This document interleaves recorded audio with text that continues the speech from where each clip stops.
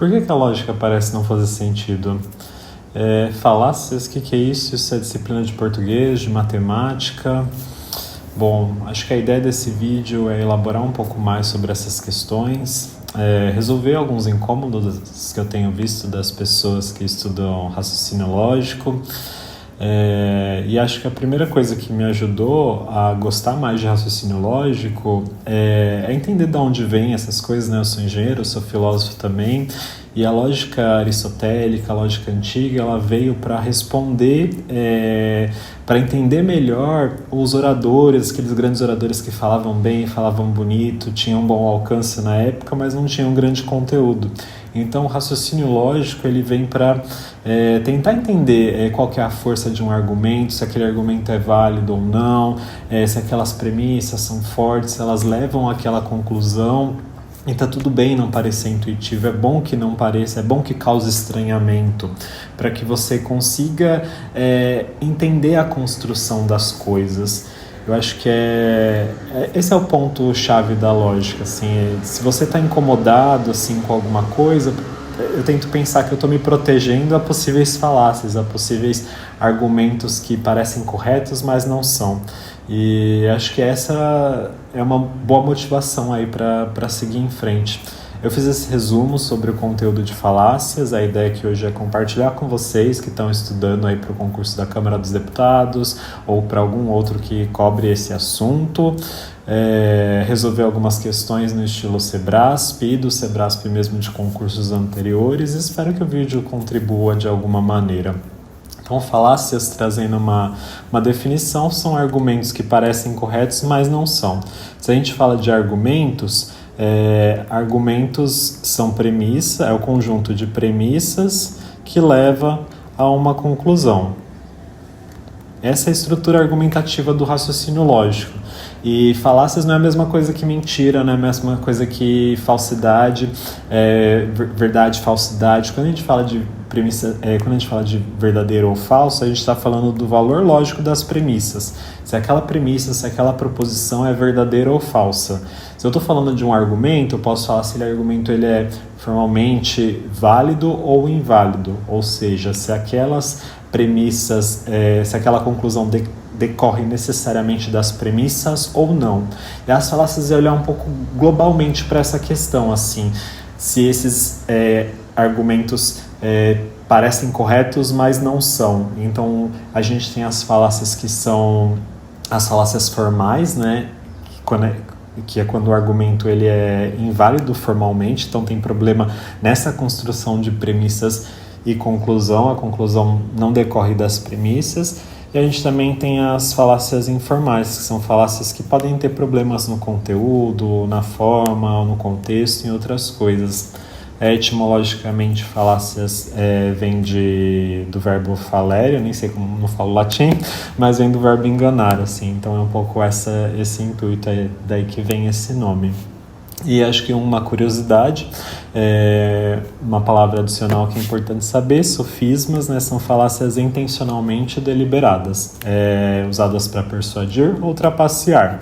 Então, não necessariamente uma falácia ela tem essa intenção assim, de enganar outra pessoa, mas elas podem ser involuntárias e dentro desse grande grupo de falácias, a gente tem os sofismas, que essas sim são intencionais e deliberadas. Vou apagar aqui e acho que um resuminho aqui importante para a gente entender. Mentira é ato intencional, mentira está ligado à ética, à moralidade. Se eu estou falando de verdade ou falsidade, eu estou falando das proposições, eu estou falando das premissas. Se eu estou falando de validade ou invalidade, estou falando das propriedades dos argumentos, sobre essa consequência, essa decorrência lógica, né, da construção das premissas para as conclusões. E se eu estou falando de falácia, eu estou falando de defeito da argumentação, defeito argumentativo, que pode ser formal ou informal, e não é moral, então não é a mesma coisa que mentira, nem a mesma coisa que falsidade, então não é semântico. Aqui eu fiz só algumas questões conceituais inventadas para a gente fixar bem antes de chegar nos exercícios da banca. Então, julgue os itens a seguir a respeito dos conceitos de argumento, validade lógica e falácia. Toda falácia consiste em um argumento cuja forma lógica é inválida, isto é, em que a conclusão não decorre das premissas. Essa daqui está errada.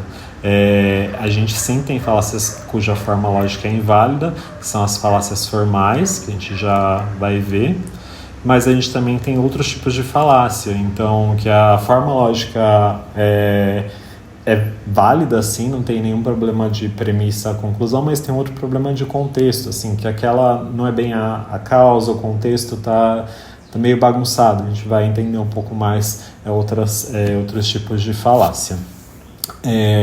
Questão 2. Em todo argumento falacioso, ao menos uma das premissas é falsa. Não, isso está errado também. As premissas elas podem ser todas verdadeiras, mas elas não podem ser... elas podem não ter relação com aquela conclusão, elas podem não ser suficientes para concluir aquilo que está se afirmando. Questão 3. Falácia é sinônimo de mentira ou de falsidade, uma vez que envolve a apresentação de proposições falsas como verdadeiras. Não, acho que pelo que eu acabei de comentar, mentira está ligado a esse ato moral, ato ético, falsidade estou falando do valor das proposições. E falácia eu estou olhando para a estrutura argumentativa como um todo, isso está errado. E por último, um argumento pode ser logicamente válido e ainda assim ser classificado como falacioso, em razão da inadequação das premissas utilizadas para justificar a conclusão. Isso está correto, está certo. Então, o argumento pode ter estrutura lógica válida e ser falacioso. Então, por causa das premissas que eu estou utilizando, e aí a gente pode dar uma olhadinha nos tipos de falácia. Eu tentei buscar alguns vídeos no YouTube sobre falácias, entender quais eram as mais relevantes, olhei um pouco os exercícios e selecionei aqui, eu acho que umas 15, 16 para a gente olhar junto, que são aparentemente as mais importantes, mas tem muitos tipos de falácias diferentes, se vocês buscarem na internet, que caso vocês queiram se aprofundar no assunto, mas eu tentei pegar as que aparentemente mais caem para a banca Sebrasp. As falácias formais só tem de dois tipos.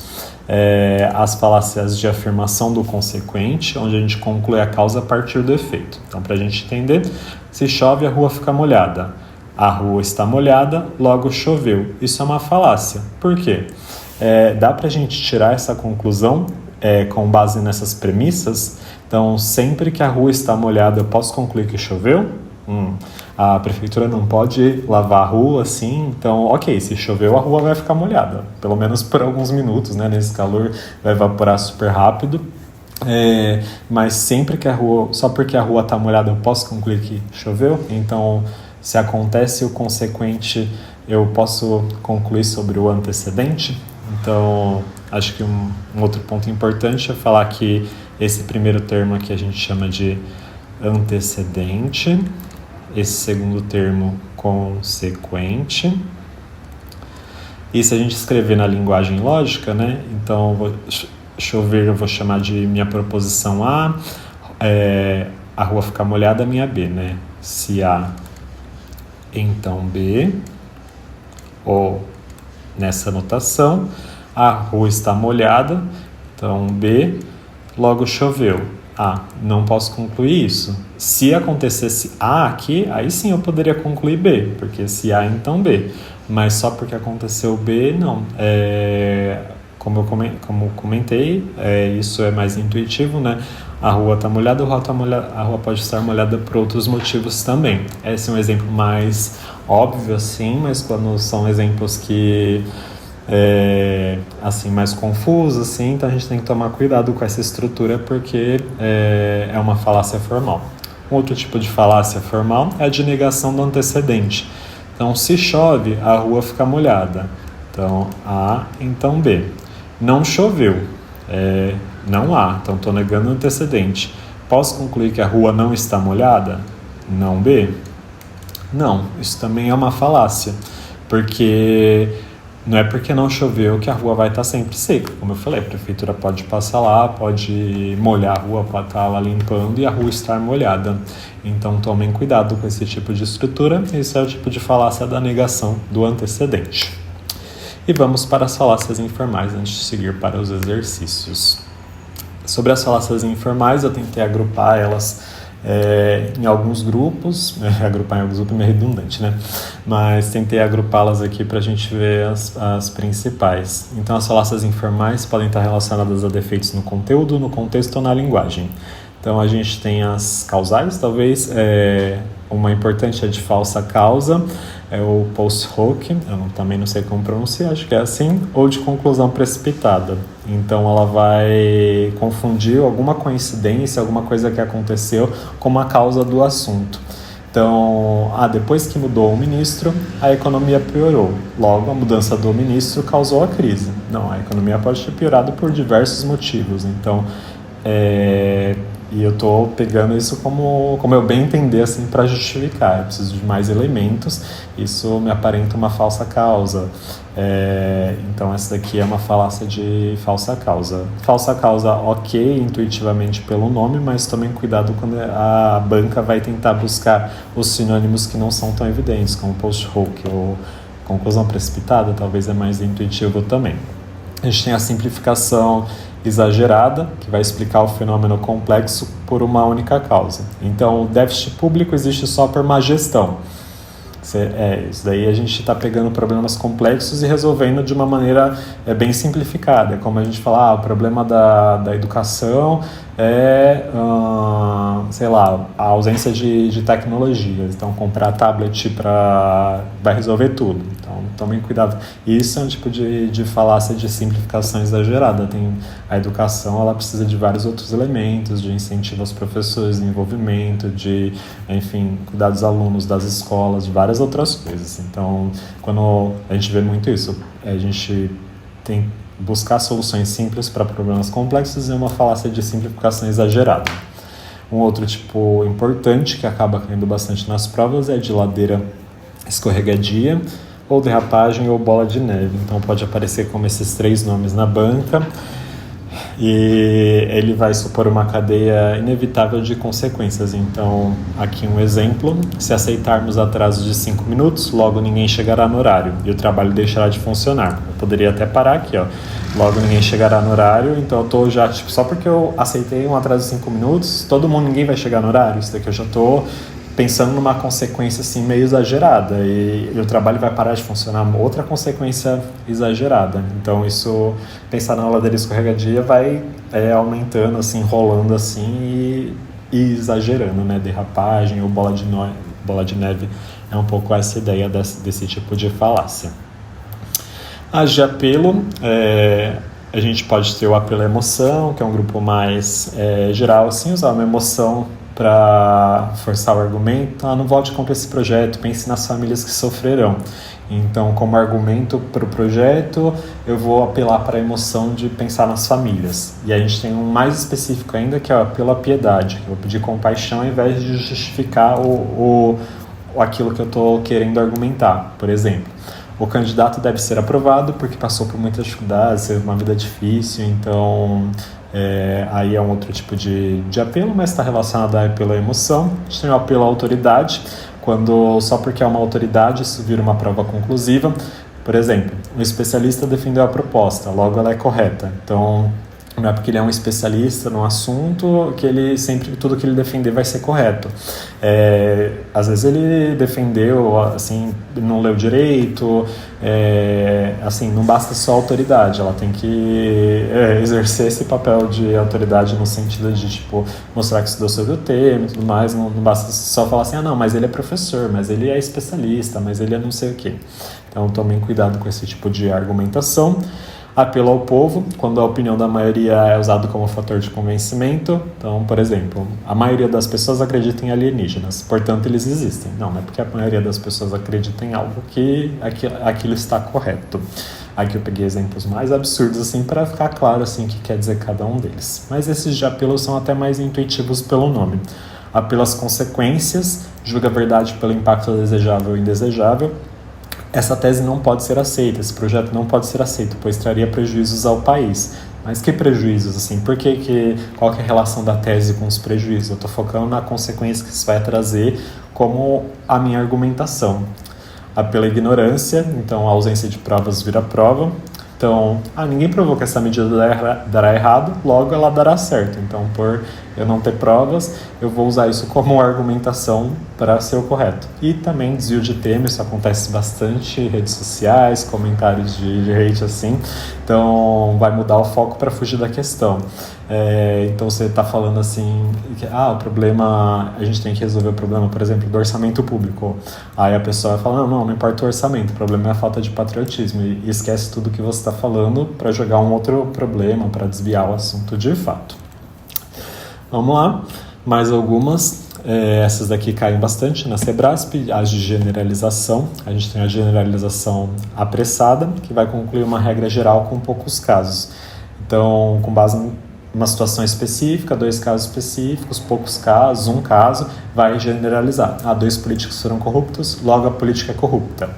E a generalização excessiva, ou erro de acidente, ele vai pegar uma regra geral assim e vai utilizar como base para injustiça, para outras coisas. Então, uma vai pegar um pouco do particular pro todo, e outra vai pegar do todo para criar uma outra regra assim, bem errada. Assim. Então, por exemplo, todos são iguais, logo não há motivo para atendimento prioritário. Então, se ele pegou a igualdade de todo mundo para fazer uma generalização, para, enfim, criar um caso assim, que não faz sentido.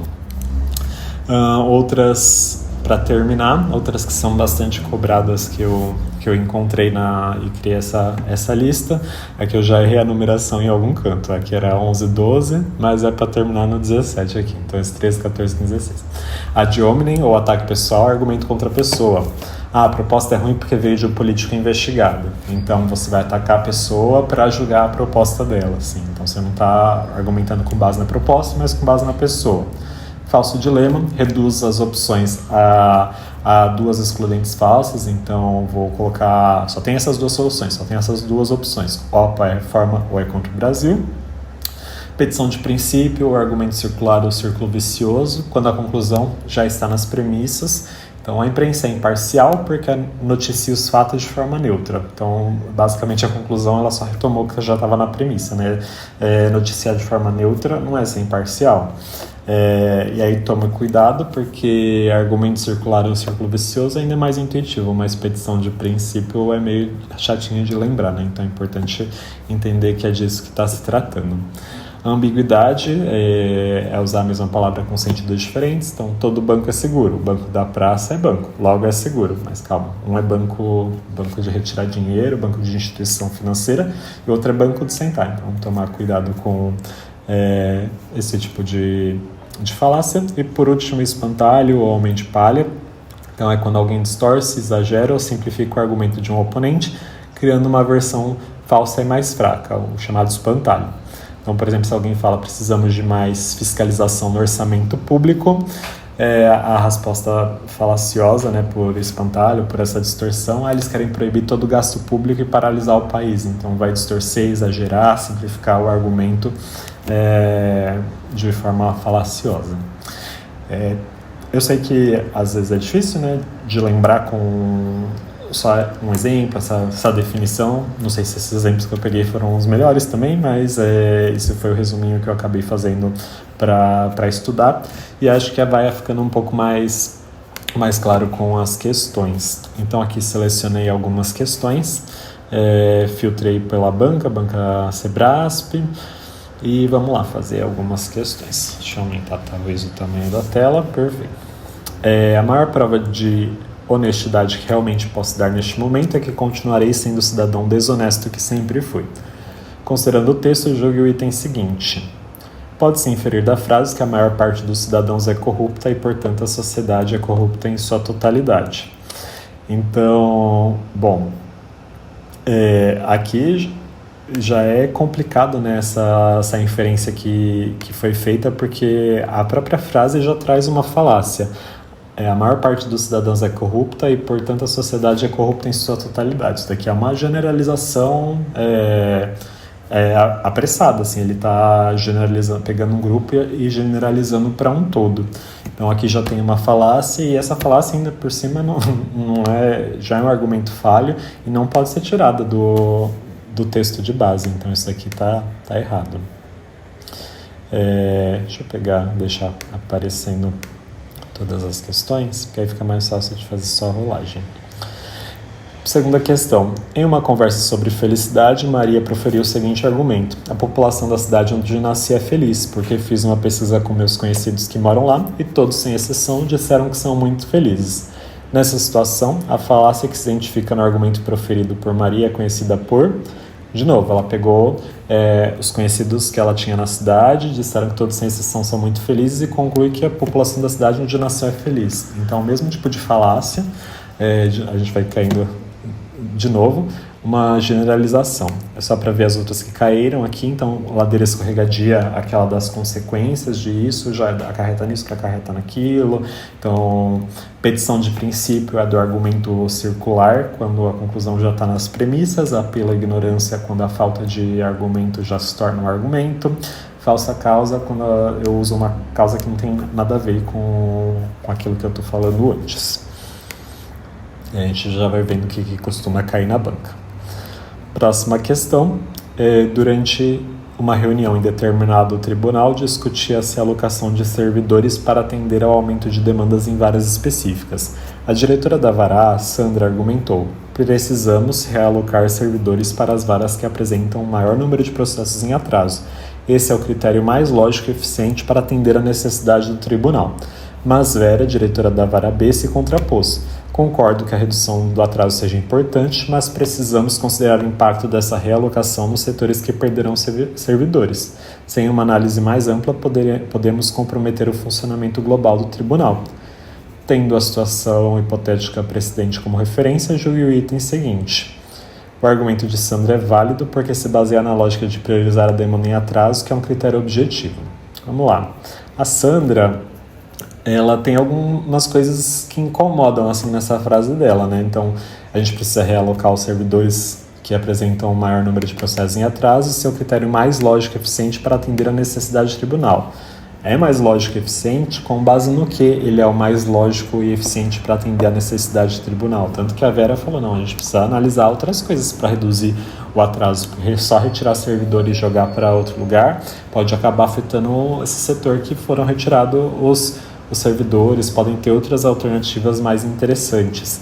Então, para mim, ela acaba cometendo uma falácia aqui, talvez um falso dilema de contrapor que essa é a única solução para resolver a necessidade do tribunal, seja realocar os servidores. Então, por isso, para mim, o argumento da Sandra tá inválido. Ela também não justifica, dá para concluir com base nessa premissa dela aqui que esse é o critério mais lógico e eficiente.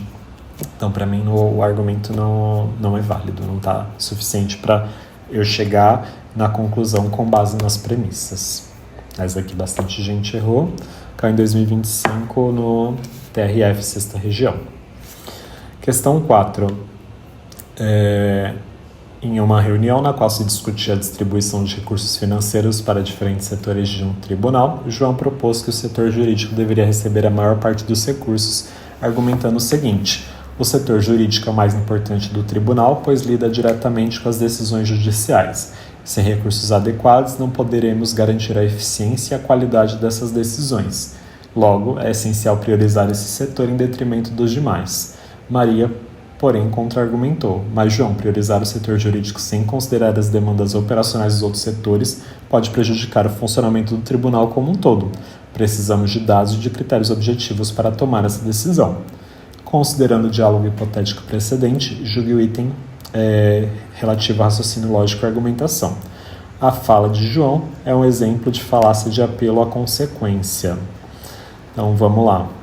O setor jurídico é o mais importante do tribunal, pois lida diretamente com as decisões judiciais. Sem recursos adequados, não poderemos garantir a eficiência e qualidade dessas decisões. Então, talvez, porque ele está pedindo para priorizar o setor, e como argumento para isso, ele está falando, se você não priorizar o meu setor aqui, a gente não vai poder garantir a eficiência e a qualidade dessas decisões. Está focando na consequência dessas ações. E também isso não é suficiente para justificar como base para priorizar o setor em relação aos demais, só porque trabalha com decisões judiciais. Você está falando de um tribunal de justiça, enfim, vários setores são importantes. Então, para mim, parece correto, assim, ser uma falácia de apelo à consequência. Tá certo. Mais uma. Boa, que essa daqui é o mesmo texto, né? Então, geralmente, CBRASP tem isso, o mesmo texto de base para responder várias questões. Considerando o diálogo, a conclusão de João é válida, pois enfatiza a importância do setor jurídico para o funcionamento do tribunal. Conclusão válida. A conclusão decorre necessariamente das premissas.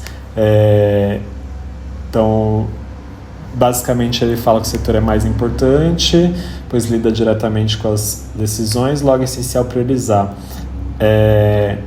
em detrimento dos demais. Por que não priorizar os demais? Tipo, só para mim é aquela questão, né? Não dá para concluir a necessidade de priorização com base nessas premissas. É que ele usa a falácia de apelo à consequência, e aqui a única base que ele traz é falar que ele lida com as decisões judiciais, mas para mim falta argumentos, falta premissas que justifiquem a necessidade de priorização. Então, para mim também está errado. Questão 6. Considerando as características do raciocínio analítico e da estrutura da argumentação, julgue o item que se segue. No raciocínio apresentado a seguir, identifica-se uma falácia denominada generalização apressada. Eu tive várias crises de asma durante o primeiro semestre do ano passado. Tomei vários remédios e não fiquei curado. Quando tomei um xarope que minha mãe fez, fiquei curado das crises de asma. Sendo assim, o xarope que a minha avó faz cura a asma. Aqui a gente tem uma questão difícil, né? Porque se a gente tentar pensar que ele está talvez generalizando, né? Que aquele xarope vai curar a asma como um todo, mas eu não estou falando de grupos de pessoas, eu não estou generalizando para um grupo. Então, para mim não é bem uma generalização apressada. Para mim ele está talvez uma falsa causa por causa da coincidência que aconteceu, pegou aquele caso específico, aquela situação pontual e concluiu para o conjunto das situações de asma. Quando a gente fala de generalização, eu estou pensando num grupo de pessoas, como aquele caso das pessoas da cidade, assim, que são felizes. Então, para mim, isso daqui estaria errado, mas eu achei uma questão difícil. Mas aqui bastante gente errou. Geralmente nas soluções a gente tem a explicação é que ele também concorda, que é uma conclusão precipitada, né? Então uma falácia do tipo causal, de falsa causa ou conclusão precipitada. Mais uma, julgue o item a seguir. No diálogo em que A, B e C correspondem a personagens, é falaciosa a afirmação de B. Você sabia que você vai trocar de departamento mais uma vez? Apesar de já ter passado por vários departamentos aqui da nossa empresa, C não fica muito tempo em nenhum deles, infelizmente. B. Olha, em todos esses departamentos as pessoas são unânimes em dizer que C é uma pessoa muito incompetente. Não é uma pessoa nem duas, são muitas. Na minha opinião, se muitas pessoas dizem isso, deve ser verdade. E C é uma pessoa incompetente mesmo. Então ele está se baseando na opinião das pessoas para concluir que C é aquela coisa mesmo, que C é incompetente. Então, para mim, isso daqui não é uma justificativa suficiente. Para mim, isso daqui é uma falácia. Não argumenta por que C é incompetente, né? Não fala sobre o trabalho de C para julgar a competência ou não. Então, cuidado. Então, qual que é o comando da questão? É falaciosa a informação de B? Sim, é falaciosa. Então, isso está certo. Então, cuidado, às vezes a questão pode pedir: é correto o argumento? É válido o argumento? Não é válido. É falaciosa? É falaciosa. Então, cuidado para não se confundir por só ler desatentamente. Mais uma. Em relação aos raciocínios falaciosos, julgo o item seguinte. No diálogo a seguir, fica claro na resposta de Beto um apelo à ignorância usado por ele para desqualificar a sugestão de André. André: Beto, eu sugiro que você pratique alguma atividade física para sua vida ser mais saudável. Beto: nunca vi você fazer atividade física alguma, André. Você só vive dentro de casa sentado na frente do computador. Quem é você para sugerir que eu faça atividade física? Quero não, obrigado. Então, apelo à ignorância é quando você não tem a falta de argumento se transforma em um argumento. Então, seria como, se ninguém falou que atividade física faz bem, logo atividade física não faz bem, não é importante. Isso seria talvez o pela ignorância. O que ele está fazendo, ele está apontando para o André, está falando, já que o André não faz, quem é ele para falar alguma coisa? Isso seria um ad hominem, o ataque pessoal, argumento contra a pessoa. Então não é pela ignorância, está errado. Bastante gente errou também.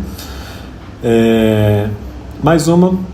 Então, em relação aos raciocínios falaciosos, no diálogo a seguir, o professor recorre à sua autoridade de professor especialista para justificar o seu raciocínio. Então, está perguntando sobre se é argumento de apelo à autoridade. Professor, o que você acha do livro que acabou de ser lançado por Cicrano de Tal? Professor, esse livro traz informações pouco aprofundadas sobre temas que aborda e dessa caracterização inicial já se conclui que ele apresenta informações superficiais demais acerca do que se discute nele.